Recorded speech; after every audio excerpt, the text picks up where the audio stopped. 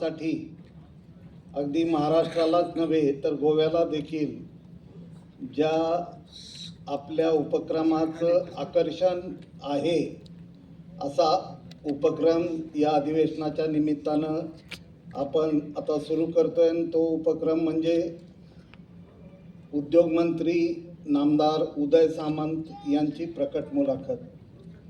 उदयजी, मी आपल्याला सांगू इच्छितो की कनेरी मठ या ठिकाणी आमचं दुसरं महाअधिवेशन झालं होतं. ज्या अधिवेशनाचं उद्घाटन श्रीमंत शाहू महाराजांनी केलं होतं आणि त्या मुलाखतीचं जसं आज महाराष्ट्राला हे अट्रॅक्शन आहे तसंच ते अधिवेशन हे तुमचे मित्र ज्येष्ठ बंधू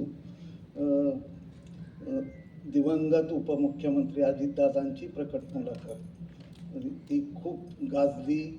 त्याला संदर्भ असा होता की ते नुकतंच त्यांनी साहेबांविरुद्ध बंड केलेलं होतं आणि त्यांची जाहीर ती प्रकट मुलाखत झाली. आज ही तुमची मुलाखत होते, त्याला अनेक संदर्भ आहेत. म्हणजे अगदी खरातांपासून नेहमीच तुमचं नाव येतं की काही आमदार घेऊन उदय सामंत आता उपमुख्यमंत्री होणार, असे अनेक संदर्भ आहेत. परंतु आजच्या या मुलाखतीला देशातल्या आणि राज्यातल्या डिजिटल पत्रकारांच्या दृष्टीनं यासाठी महत्त्व आहे की तुमच्याकडं महाराष्ट्र उद्याचा उपमुख्यमंत्री, उद्याचा मुख्यमंत्री, तुमचं वय, तुमचा आत्ताचा वकूब आणि तुमचा कॅनव्हास पाहता आमच्या नव्या पिढीतील पत्रकार तर आवर्जून घेतात. तुमचं स्वतःबद्दल काय मत आहे? पहिलं आपल्या सगळ्यांना मनापासून धन्यवाद देतो की मला ही संधी आपण दिलीत. पण तुम्ही मला प्रकट मुलाखतीला बोलवलं की माझा राजकीय पत्ता कट करायला बोलवलं मला कळत नाही. सुरुवातीलाच आपली भावना कदाचित ती माझ्याप्रती असेल, पण मला माझे लिमिटेशन्स माहिती आहेत. म्हणजे मी एकनाथ शिंदे साहेबांच्या नेतृत्वाखाली काम करतो आणि मी अनेक वेळा असं सांगितलं की माझी 25 वर्षाची राजकीय कारकीर्द जर आपण बघितली तर ती शरद पवार साहेबांपासूनच सुरू झाली. माझी दादा असतील, त्यांनी दिलेली संधी असेल, पण या 3.5 वर्षामध्ये जो मला एक्सेस महाराष्ट्रामध्ये फिरण्याचा माननीय एकनाथ शिंदे साहेबांनी दिला, त्याच्यामुळं प्रामाणिकपणानं सांगतो की एकनाथ शिंदे साहेबच मोठे व्हावेत ही प्रामाणिकपणाची माझी भावना आहे. त्याच्यामुळे मग सांगितलं की माझं लिमिट मला माहिती आहे, मी कुठपर्यंत जायचं. आणि मी एवढा काही महत्त्वाकांक्षी नाही. माझी राजकीय पार्श्वभूमी जर बघितली तर माझ्या घरात कोण ग्रामपंचायतीचा सदस्य देखील नाही. असं असताना जर एकनाथ शिंदे साहेबांनी एवढं भरभरून दिलं आहे तर याच्या पुढे अपेक्षा ठेवण्यात काही अर्थ नाही. आज जाहीरपणानं सांगतो की जे कुठचं मोठं पद असेल ते माननीय एकनाथ शिंदेनाच मिळावं ही माझी प्रामाणिकपणाची भावना आहे. नाही, ही भावना तुम्ही वेळोवेळी व्यक्त केलेली आहे, परंतु सुरुवातीलाच आपण म्हणालात की ही पत्ता कट करण्यासाठीची मुलाखत आहे की काय, तर तुम्हाला असं का वाटतं की तुमचा पत्ता कट होऊ शकतो? नाही, कसं असतं की आता तुमच्या मनामध्ये मी मोठा व्हावा असा आहे, पण माझ्या मनामध्ये एकनाथ शिंदे साहेब मोठे व्हावे असेच आहे. आता मी पत्रकारिता मी देखील 25 वर्ष जवळून बघितलेली आहे, अनुभवलेली आहे. त्याच्यामुळे जे मनातच नाही तो जर प्रश्न तुम्ही विचारला आणि ते महाराष्ट्रापर्यंत आता पोचणार आहे, बरोबर आहे की नाही? मग हा गोव्यात जाऊन स्वतःची इच्छा प्रकट करतो. त्याच्यामुळे मी तुम्हाला म्हटलं की माझी लिमिटेशन्स मला माहिती आहे आणि प्रामाणिकपणानं सांगतो की ज्या नेत्यानं माझ्यासारख्याला महाराष्ट्रामध्ये फिरण्याची संधी दिली, महाराष्ट्रामध्ये माझा चेहरा शिंदे साहेबांमुळेच ओळखायला लागले, त्या नेत्याच्या विरोधामध्ये जाऊन काहीतरी करायचं हे अजिबात नाही. आणि मगाशी तुम्ही जे म्हटलात ते गट 100% गट आमचा आहे, पण तो शिवसेनेचा आहे आणि फक्त एकनाथ शिंदेचा आहे. नाही, आपण म्हणाला किंवा हे तुम्ही पत्ता कट होण्यावर अत्यंत म्हणजे तुमच्या नेहमीच्या शैलीत उत्तर दिलं, परंतु हे पत्ता कट होणं किंवा तशी चर्चा होणं ही काय पहिल्यांदा चर्चा झालेली नाही. ज्या वेळी म्हणजे आपल्या सर्वांना पत्रकारांना माहीत आहे की अगदी शिंदे साहेबांच्या बंडाच्या पहिल्या दिवसापासून ते खरातांच्या प्रकरणापर्यंत, खरातांचंच प्रकरण कशाला, आपल्या जरांगे पाटलांबरोबर 2 तास घालवण्यापर्यंत हा जो प्रवास आहे, या प्रवासात ज्या माणसाला संकटमोचक म्हणून महाराष्ट्र पाहतो, शिवसेनेचा संकटमोचक किंवा डॅमेज कंट्रोलर, त्या माणसानं शिंदेसाहेब मोठे व्हावे हे तुमची भावना मान्य आहे. मग महाराष्ट्र का नेहमी म्हणतो की बाबा उदय सामंत आणि एक गट आणि भाजप वगैरे अशी आमच्या मीडियामध्ये चर्चा असते? नाही, हे नक्की हे ठरवून केलं जातं. आता कसं आहे की शिंदे साहेबांचे आणि माझे जे संबंध आहेत हे राजकीय नक्कीच आहेत, परंतु राजकारणाच्या पलीकडचे देखील आहेत. आणि जेव्हा एखादा नेता माझ्यासारख्या कार्यकर्त्यावर विश्वास ठेवतो, माझ्यासारख्या मंत्र्यावर विश्वास ठेवतो, तर काही ठिकाणी असतं ना की उदय सामंत अति एकनाथ शिंदे साहेबांच्या जवळ जायला लागला आहे, मग त्याला आता बाजूला कसं करायचं, ही देखील साहेब यंत्रणा आहे ना, जशी आमच्यामध्ये आहे तशी तुमच्यामध्ये देखील आहे, हे नाकारता येणार नाही. बरोबर ना? म्हणजे मी कोणाचा अपमान करत नाही, पण जसं आमच्यामध्ये आहे तसं तुमच्यामध्ये आहे. तुमच्यासारख्यांना वाटतं की उदय सामंत मोठा व्हावा, पण काही लोकांना वाटतं नाही याचं म्हणजे मगाशी जो पत्ता कट हा मी शब्दप्रयोग केला, हा सारखा टी व्हीवर दिसतो, हा सारखा शिंदेबरोबर दिसतो, हा सारखा एकनाथ शिंदेच्या संपर्कात असतो, मग हा कदाचित थोडा मोठा होऊ शकतो. मग आता काय करायचं, तर तोच मुख्यमंत्री होणार आहे किंवा तोच उपमुख्यमंत्री होणार आहे, हे विष आमच्या नेत्याच्या कानापर्यंत पोचवायचं. म्हणजे तुमची भावना साहेब चांगली आहे, पण अशी आहेत ना प्रवृत्ती. आणि म्हणून मी सांगितलं की ज्या पद्धतीनं शिंदेसाहेब संघर्ष करत राज्याचे मुख्यमंत्री झाले, हा आदर्श त्यांनी कार्यकर्त्यांसमोर ठेवलेला आहे. कोणी किती काही म्हणो, कोणी टीका करो, काय करो, हा त्यांचा वैयक्तिक प्रश्न आहे. पण ज्या कौटुंबिक सिच्युएशनमधनं ते संघर्ष करत तिथपर्यंत पोहोचले, अशा संघर्ष करणाऱ्या नेत्याला, संघर्ष योद्ध्याला आपण कुठेतरी चॅलेंज करायचं हे माझ्या स्वप्नात पण नाही. आणि म्हणून सांगितलं की जे पसरवणारे असतात त्यांना कुठेतरी असं वाटत असतं की नाही बाबा आता हे काहीतरी इथं संधी उदय सामंतला मिळते, त्याच्यामध्ये परकीय असतील, स्वकीय असतील, कोणी असतील मला माहीत नाही, पण मी डायरेक्ट पुन्हा एकदा गोव्यात सांगतो की एकनाथ शिंदे साहेबांनी जे काय महाराष्ट्राचं मोठं पद असेल किंवा अन्य कुठचं मोठं पद असेल हे माननीय एकनाथ शिंदे साहेबांनाच मिळावं, ही उदय सामंतची प्रामाणिक भावना आहे. आणि 2 नंबरचं तुम्हाला दिलं तर नाही, स्वबळावर आल्यानंतर ते 1 नंबरचे होऊन मी जर 2 नंबरचे झालो तर ठीक आहे, पण आम्ही महायुतीतच लढणार आहोत हे पण निश्चित आहे. त्याच्यामुळे जे काय मोठं पद मिळेल ते माननीय एकनाथ शिंदे साहेबांनाच मिळालं पाहिजे, कारण त्याच्यामागे त्यांचा संघर्ष आहे. त्यांनी आमच्यासारख्या कार्यकर्त्यांना जपलेला आहे, आमच्यासारख्या आमदारांना जपलेला आहे. व जी व्यक्ती विधानसभेमध्ये 200 आमदार निवडून येणार ही खात्री देते आणि विधानसभेला 200 क्रॉस आम्ही आमदार जिंकतो, याच्यामधला कॉन्फिडन्स बघा. हा ओव्हर कॉन्फिडन्स नव्हता, हा एकनाथ शिंदे साहेबांचा आत्मविश्वास होता. आणि अशा नेत्याला सपोर्ट करणं, त्याला पाठबळ देणं हे माझं कर्तव्य समजतो. अगदी बरोबर. एक व्हर्सटाईल नेता आणि मास बेस, भलेही पवार साहेबांच्या पातळीवर आपण आज पोचलेलं नसाल मास बेस या अर्थानं, परंतु व्हर्सटाईल आणि मास बेस नेता म्हणून आज महाराष्ट्र तुमच्याकडे पाहतो. अगदी नाट्य चळवळी असोत, महाराष्ट्रातल्या साहित्य चळवळी असोत, उद्योग चळवळी असोत किंवा कुठलीही सकारात्मक चळवळ चालली की ते उदय सामंत त्या चळवळीतल्या माणसाला जवळचा वाटतो. हे जवळचं जे वाटणं आहे हे याचा राजकारणात फायदा होतो की तोटा होतो? नक्कीच फायदा होतो ना, 100% फायदा होतो. माझी राजकीय सुरुवात तुम्हाला सांगितली की माझी राजकीय सुरुवात देखील माझ्या मित्राला ग्रामपंचायतीचा सदस्य बनवण्यापासून झाली. पाली युवा मंच नावाची एक संस्था समोर सगळे प्रस्थापित, आणि पाली युवा मंचातनं त्याला काही बेस नाही, त्याच्यातनं आमचा एक मित्र उभा राहतो आणि तो 350 मतांना समोरच्याचं डिपॉझिट घालून जिंकतो. ही आमची राजकीय सुरुवात. त्याच्यामुळं मी जसं म्हटलं की मी स्वतः क्रिकेट खेळायचो, मी स्वतः बॅडमिंटन खेळायचो, स्वतः मी स्पोर्ट्समध्ये होतो. आजही अनेक स्पोर्ट्स असोसिएशनचा मी अध्यक्ष आहे.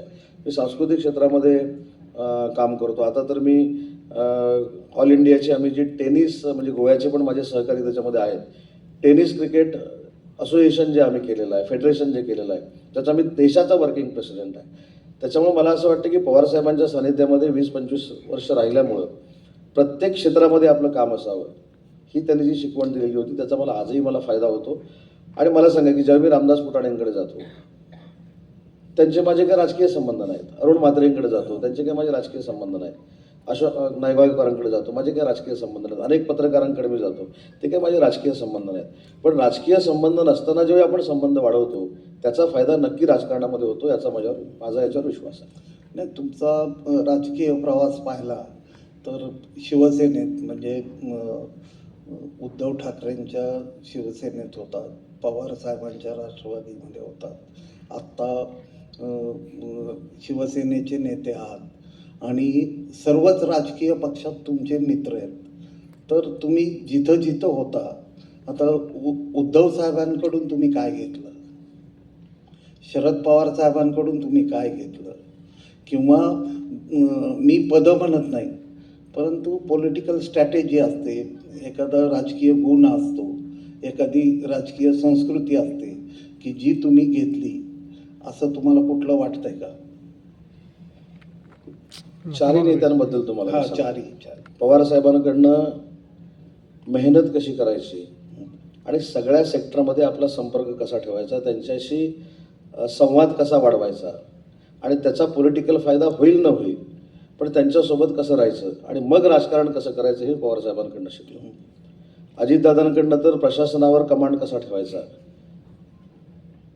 आता आम्हाला पण ते शक्य होत नाही वेळेत जाणं, पण शक्यतो वेळ कशी पाळायची, अधिकाऱ्यांबरोबर कसं बोलायचं, अधिकाऱ्यांकडनं काम कसं करून घ्यायचे आणि संघटना बळकट कशी करायची हे त्यांच्याकडनं शिकलो.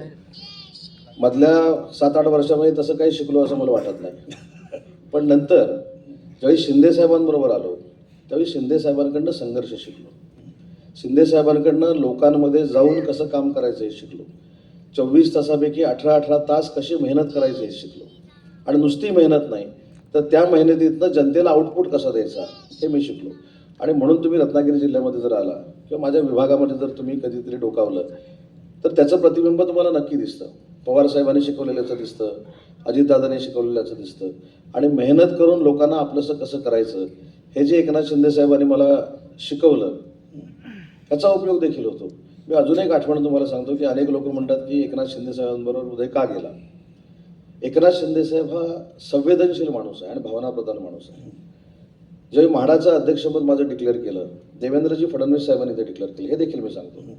आणि मी सगळ्यांना सांगितलं, अगदी बँड्राला ते ऑफिस होतं, मी बँड्राचं ऑफिस आमच्या म्हाडाचं आणि कलानगर मध्ये रस्ता आहे फक्त, इकडे गेट म्हाडाचं, तिकडे कलानगर. तर मी सगळ्यांना निमंत्रण दिलं की मला म्हाडाचं कॅबिनेट दर्जाचं पद महायुतीच्या सरकारमध्ये मिळालेलं आहे, मी ते पदग्रहण करतो. कोणीही आलं नाही. पण एकनाथ शिंदे साहेबांना मी निमंत्रण देखील दिलं नव्हतं. त्याने स्वतःहून सांगितलं की उदय तुला चांगलं पद मिळालंय, मी तुला खुर्चीत बसवायला येतो. एवढी संवेदना असली पाहिजे. आणि अशा संवेदनशील माणसाच्या पुढं आपण त्याला ओव्हरटेक करणं हे स्वप्नात देखील नाही. म्हणून चारही नेत्यांचं मी तुम्हाला सांगितलं, मधली गॅप फक्त काही मी सांगू शकत नाही. पण या 3 लोकांकडनं जे जे काही शिकलो हे मी प्रामाणिकपणे तुम्हाला सांगितलं. नाही, ही चांगली गोष्ट आहे. मग शिंदे साहेबांचा जो श्रद्धाळूपणा आहे तो घेतलाय का तुम्ही? शिंदे साहेबांचं घेण्यासारख्या अनेक गोष्टी आहेत. म्हणजे मी तुम्हाला म्हणजे अगदी गुवाहाटीपासून आत्तापर्यंत घडत आलेल्या खरातांपर्यंतच्या घटना. नाही, मी खरातांचा तुम्ही आता 2-3 वेळा उल्लेख केला म्हणून सांगतो की खरातांबद्दलची जी काय, आता उद्या बघा आम्ही इथनं गोव्यातनं चाललेलो आहे, कोणतरी बाजूला येतो, उभा राहतो, त्याच्यावर आम्ही फोटो काढतो, त्याच्यावर आमचा व्हिडिओ तयार होतो, ठीक आहे. त्याच्यानंतर एखाद्या समोरच्या व्यक्तीनं फोन केला म्हणून आपण त्याच्याशी बोलतो, आपण त्याला फोन करतो.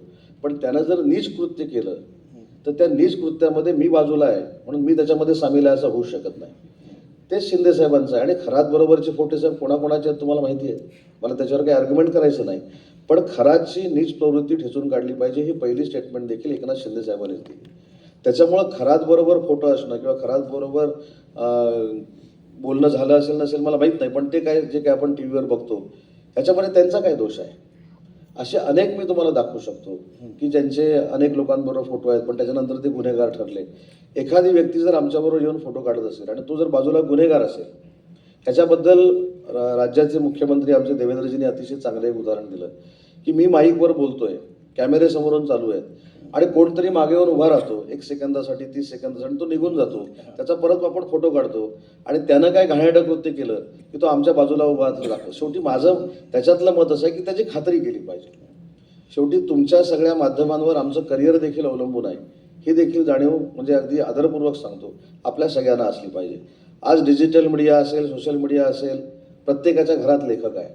मोबाईल घ्यायचं, त्याचं टाईप करायचं किंवा हल्ली असं पण काहीतरी बोलायचं आलेलं आहे, ते बोलायचं आणि नुसतं टूक करून पुढं पाठवून द्यायचं. पण ते टूक करून पुढं पाठवताना एखाद्याचा आपण करिअर बाद करतोय किंवा एखाद्याच्या करिअरला आपण धोका निर्माण करतोय, ही देखील साहेब भावना प्रत्येकामध्ये असली पाहिजे. आणि म्हणून मी खराच्या विषयामध्ये सांगितलं की ज्या पद्धतीनं ज्या चूक आहेत त्या चूकच आहेत, पण ज्या पद्धतीनं एक ट्रोल केलं जातं, ट्रोलिंग हा आता सिस्टीम फार आहे. खरी ट्रोलिंग, फेक ट्रोलिंग हे पण मला काही त्याच्यातलं कळत नाही.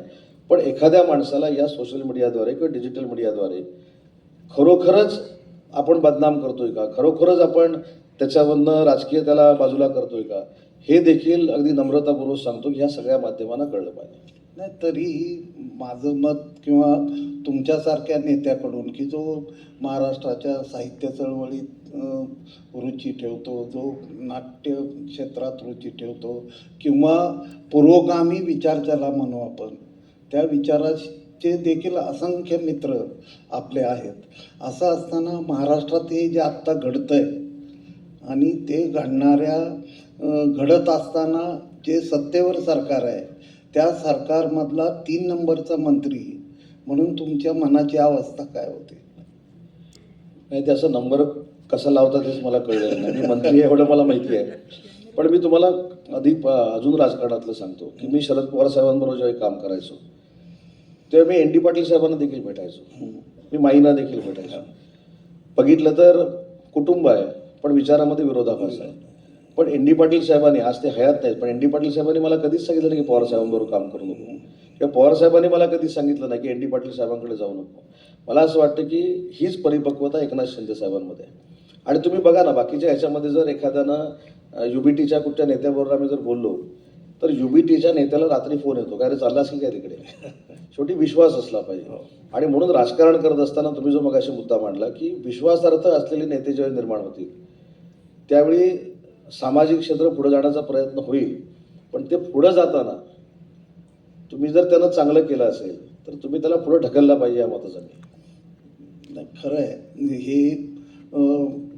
तुम्ही कुठं काय म्हणजे तुम्ही तेल लावलेल्या पैलवानाच्या तालमीतही दीर्घकाळ राहिलेला आहात, त्यामुळं तुम्ही आमच्या सापडायला तयार नाही. खरात असो नाही तर शिंदेसाहेबांची श्रद्धा वगैरे असो, तरीही स्वतःला तुम्ही कोकणचे नेते मानता की महाराष्ट्राचे नेते मानता? मी ह्या कॉम्पिटिशनमध्येच नसतो. मी तर कोकणामध्ये एकदा जाहीर सभेमध्ये सांगितलं की माझा उल्लेख असा केला होता बॅनरवर, कोकणचा नेता. मी त्यांना सांगितलं तो नेता काढून टाका आणि कोकणचा कार्यकर्ता असेल. या कॉम्पिटिशन कोकणच्या नेत्यांमध्ये फार वाढलेली आहे, त्याच्यामुळे मी त्याच्यामध्ये नाही, मला ते अडकून राहायचं नाही. महाराष्ट्राचा नेता तर नाहीच नाही.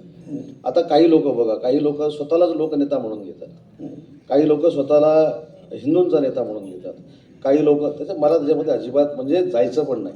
मी जर काम करतोय जनता माझ्यासोबत राहील, मी जर काही चुकलो तर जनता मला बाजूला करेल, या तत्वावर विश्वास ठेवणारा मी आहे. त्याच्यामुळे कोकणचा नेता, महाराष्ट्राचा नेता, आज इथून सांगतो की मी कुठच्याही रेसमध्ये नाही. आणि हे तर मी कोकणात अनेक वेळा सांगितलं, ज्याला कोणाला कोकणचा नेता व्हायचं आहे त्यांनी व्हावं आणि आमच्या कोकणचा विकास करावा, आम्ही त्याच्यासोबत आहोत. मी मंत्रिमंडळातला 3 नंबरचा नेता राहणार. तुम्ही कोकणमध्ये कुठल्याही नंबरवर कुणी राहा, मी कोकणात कार्यकर्ता आहे, राज्यात मंत्रिमंडळामध्ये. असं तर इनडायरेक्ट मेसेज. नाही, इनडायरेक्टली मेसेज नाही, मी तुम्हाला त्याच्यामध्ये मी कृपया मला नकारात्मक घेऊ नका. नकारात्मक मी तुमच्या सगळ्या गोष्टी वैयक्तिक मी सकारात्मक घेतलेल्या आहे, पण मांडताना मी माझी भूमिका मांडली आहे. तुमच्याबद्दल नितांत आदर आहे, तुम्ही जो आदरानं माझा उल्लेख केला त्याबद्दल पण काय माझं म्हणणं नाही. पण मी माझ्यावर जे सहकारी आले त्यांना जरी विचारलं तरी चालेल, मी आजही कार्यकर्ता म्हणूनच राबतो. म्हणजे मी अजून तुम्हाला पुढे जाऊन सांगतो की माझा पूर्ण दिवसाचा कार्यक्रम ज्यावेळी संपतो, एक कितीतरी वर्ष गेली, 25 वर्ष, तुम्ही कोणालाही विचारा रत्नागिरीमध्ये, तो 11 वाजता संपू दे, 12 वाजता संपू दे, जे राजकारणातले पूर्वीपासूनचे जे माझे मित्र आहेत त्यांना भेटूनच मी घरी जातो. त्याच्यामुळे राजकारण आणि कसं आहे, काही लोकांचं राजकारणावर पोट असतं, माझं तर राजकारणावर अजिबात पोट नाही. आणि काही लोकांची महत्त्वाकांक्षा एवढी आसुरी असते की आता मी इथनं म्हटलं गोव्यातनं मला ट्रम्प व्हायचं आहे, शक्य आहे का? जसं रोज सकाळी 9 वाजता सांगितलं जातं की मी हे होणार आहे, मी ते होणार आहे. काल त्यांनी सांगितलं की पश्चिम बंगालला ममता दीदी येणार आहे, पण सुपडा साफ तिथं झाला. हो. कशाला अशी भवितव्य आणि भविष्य व्यक्त करायची? आपण आपल्यापुरतं बघायचं. आणि म्हणून मला असं वाटतं की मी ह्या नेत्यांच्या रेसमध्ये कुठच्याच नाही. माझ्यावर नेत्याचा विश्वास आहे, याच्यात मी समाधानी आहे. नाही, आता तुम्ही 5 राज्यातल्या निवडणुकीच्या निकालाचा उल्लेख केला. तुमची वैयक्तिक काय प्रतिक्रिया आहे या निवडणूक निकालावर 5ही राज्यातील? नाही, एनडीएने आणि विशेषतः भारतीय जनता पक्षानं केलेली मेहनत आहे. हं, म्हणजे पश्चिम बंगालची मागची निवडणूक देखील मी त्याचा अभ्यास केला होता. हं, ज्यावेळी ॲक्सिडेंटमध्ये ममता दीदींच्या पायाला लागलं होतं आणि ममता दीदी परत त्या ठिकाणी निवडून आल्या होत्या.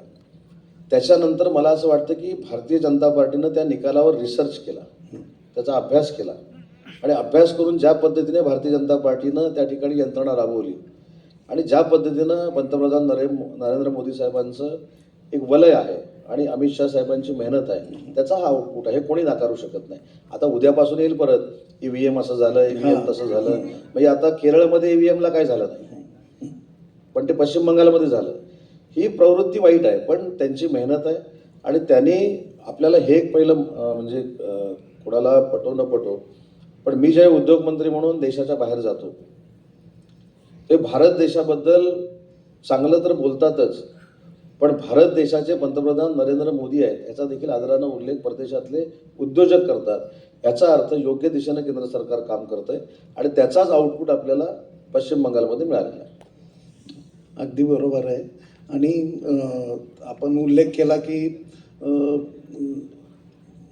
देशाच्या एकूण राजकीय याच्याबद्दल बोलता बोलता आपण विकासाबद्दलही बोललात. जसं 5 ट्रिलियन इकॉनॉमी आणि महाराष्ट्र 3 ट्रिलियन इकॉनॉमी, या सगळ्या चर्चेत उद्योगमंत्री म्हणून तुमचं नाव नेहमीच पुढं असतं. आता राज्यातले, महाराष्ट्रातले जे सुशिक्षित बेकार आहेत, त्यांनी जे आम्ही तुमचं पाहतो टी व्हीवर, ते खरं आहे असं समजावं की काय नक्की त्याचा अर्थ काय काढावा? माझी तर विनंती, मी अनेक पत्रकारांना विनंती करतो, तुम्ही एक 15 लोकांची टीम तयार करा. डिजिटल मीडियाची करा, इलेक्ट्रॉनिक मीडियाची करा. मी MIDC मार्फत मी जे सांगितलेलं आहे की खरं आहे की खोटं आहे हे पारदर्शकपणानं मी तुम्हाला दाखवतो. म्हणजे मला गडचिरोलीमध्ये घेऊन जातो. गडचिरोलीचं नाव हे नक्षलवादी होतं, पण आता उद्योग नगरी झालंय की नाही आपण जाऊन बघू. तिथे 2 लाख कोटीचे स्टीलचे प्रोजेक्ट होतात की नाही आपण बघू. ती स्टील नगरी होते की नाही बघू.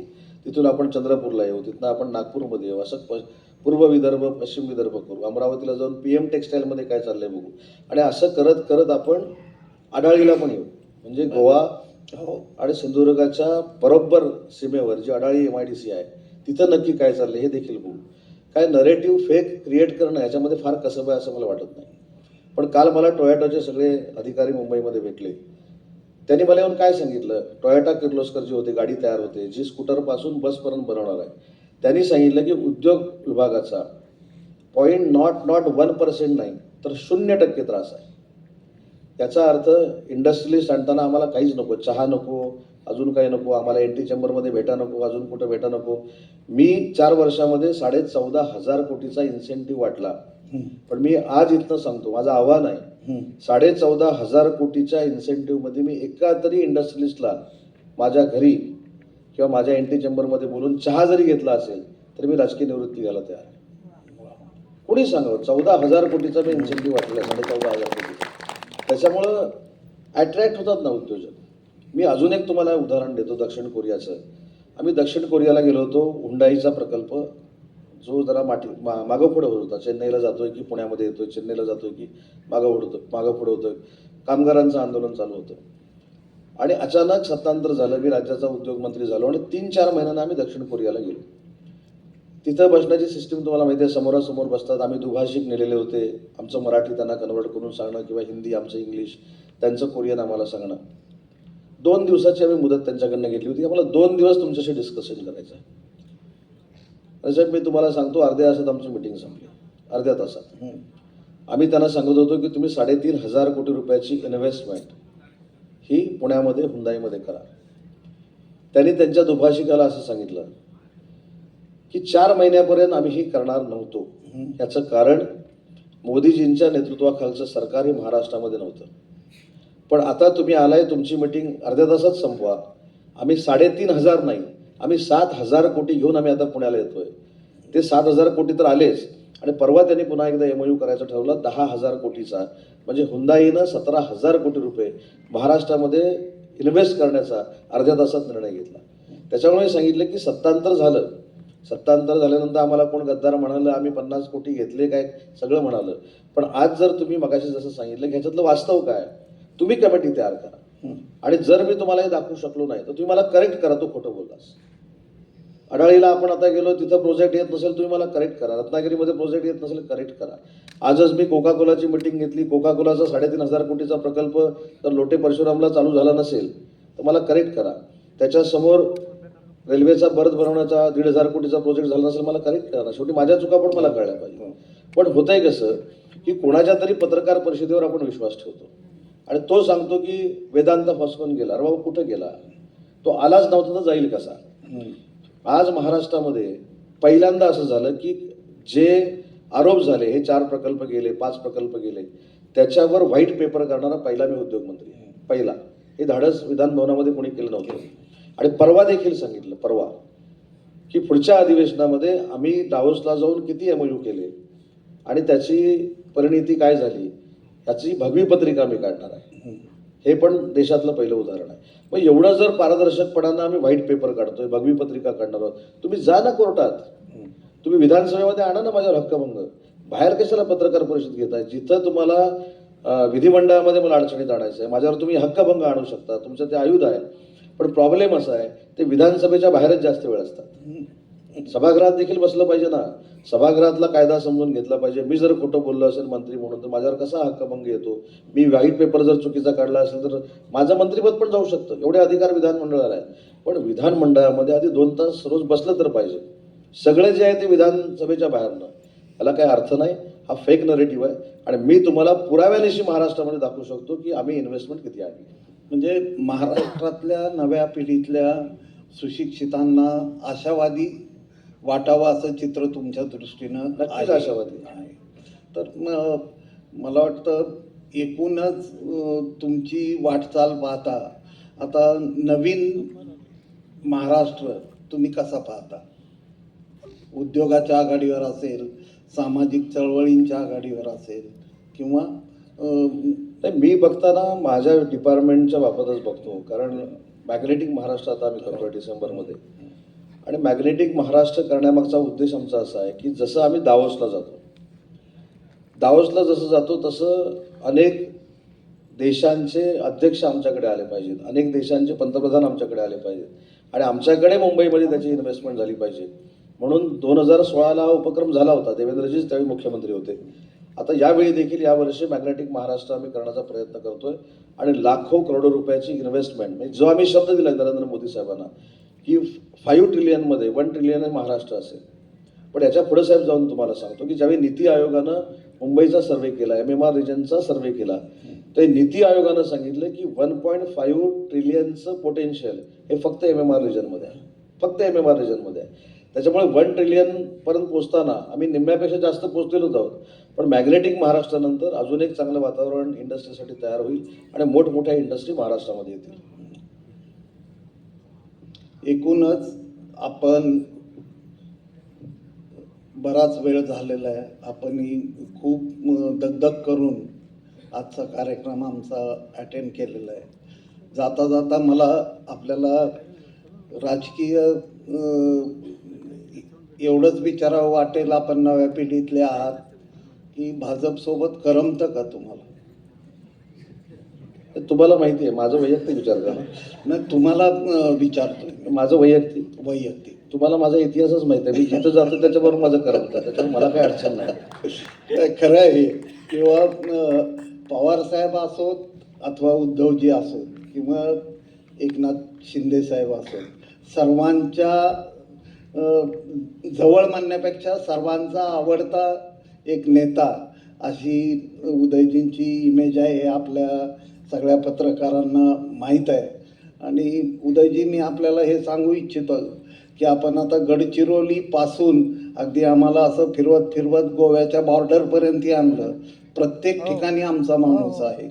आणि तुम्ही जर तुम्ही आता चॅलेंज म्हणूनच सांगितलंय, तर त्यात चुकीचं काय असेल तर माझी आपल्याला विनंती आहे की थेट आपण ते मालिका तयार करण्यापूर्वी उदयजींना एक फोन करून, किंवा तुम्ही आमच्या अधिवेशनात जे बोलला होतात ते आम्हाला पटलं नाही आणि त्याचा पुरावा म्हणून ही मालिका आवर्जून पहा, असं आम्ही आपल्याला सांगू.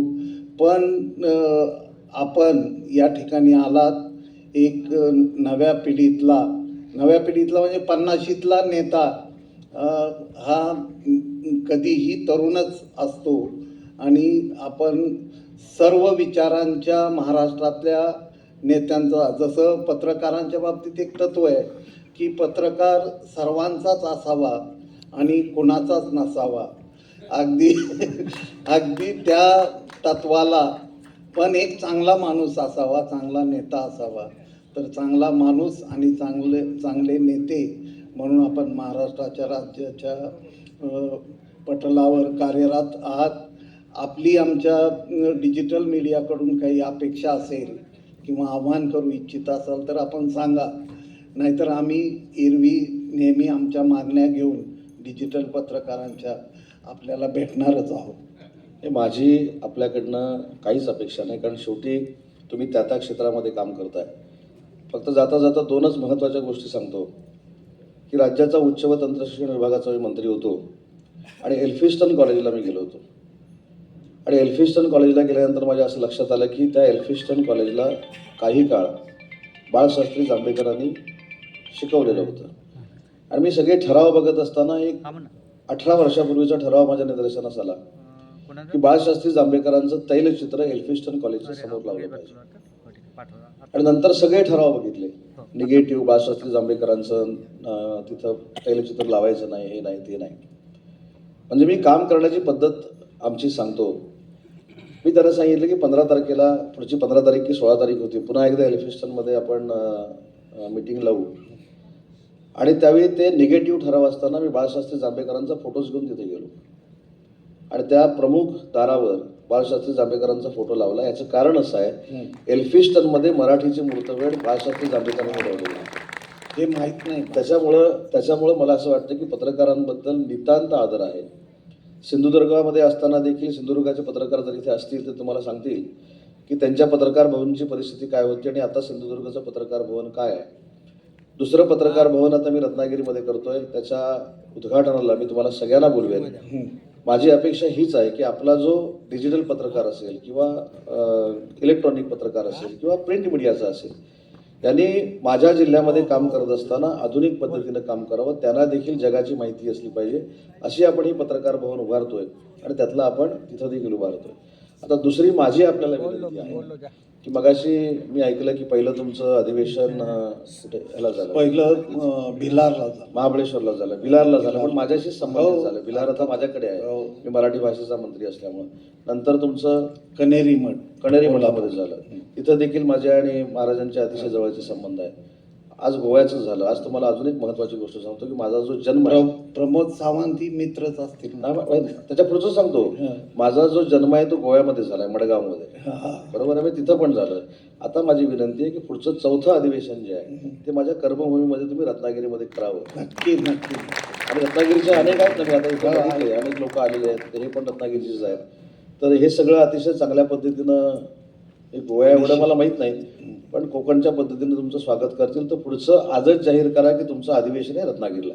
पुढचं अधिवेशन आपलं रत्नागिरीत असेल, म्हणजे त्याच्या पुढचं आपण सकाळी जे दिल्लीत घ्यावं असं चाललं होतं, तर ते आपण पोस्टपोन करूया आणि उदयजींचं निमंत्रण इमिजिएट स्वीकारून पुढचं आपलं अधिवेशन, 4थं अधिवेशन हे रत्नागिरीत असेल.